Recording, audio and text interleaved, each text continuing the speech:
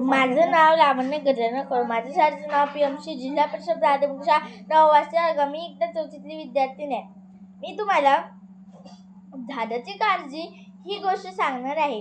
शाळेच्या बागेत एक छोटंसं झाड होतं. शाळेच्या बागेत एक छोटंसं झाड होतं. ते कोमजलेलं दिसत होतं. ते कोमजल्यासारखं दिसत होतं. कोणी त्याकडे लक्ष देत नव्हतं. कोणीच त्या झाडाकडे लक्ष देत नव्हतं. सोनालीने ते पाहिलं.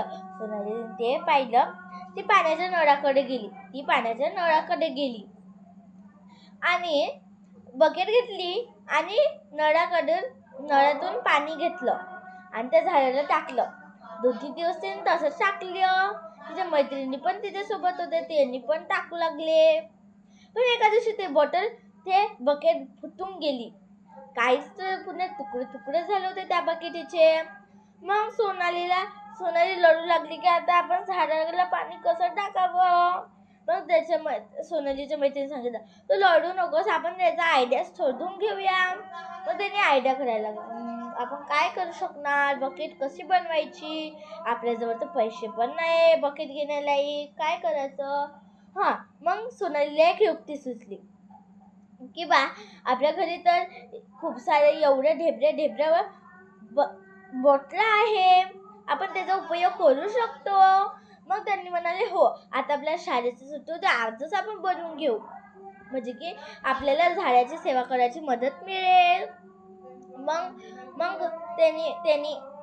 त्यांनी सगळे त्यांच्या शाळेची सुट्टी झाली आणि मग त्यांनी सोनालीच्या घरी गेले आणि मग ते सोनालीच्या घरी एवढी मोठी बॉटल पण होती आणि ताराचं कापड पण होते.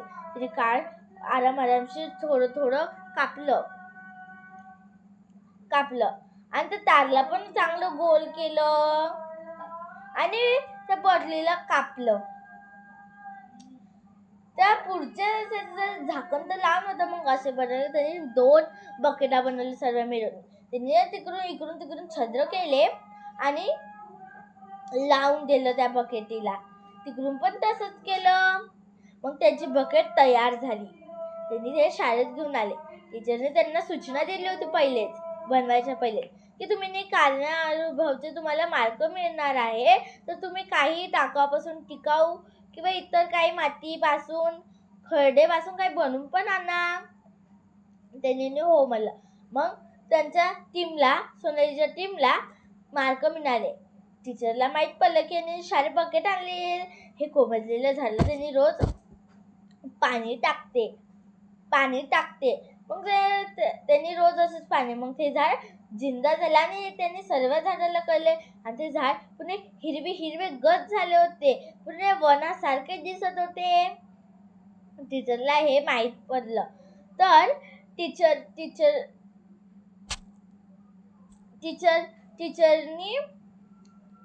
टीचरने त्यांचं स्वागत केलं फुलगुच्छ देऊन आणि मग त्यांनी सर्व खुश झाले.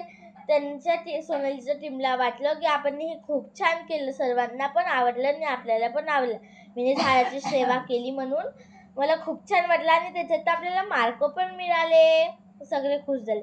धन्यवाद. या गोष्टीतून बोध मिळते, कधीही कोणाची मदत करावी आणि झाडे वाचवा आणि झाडे जगवा.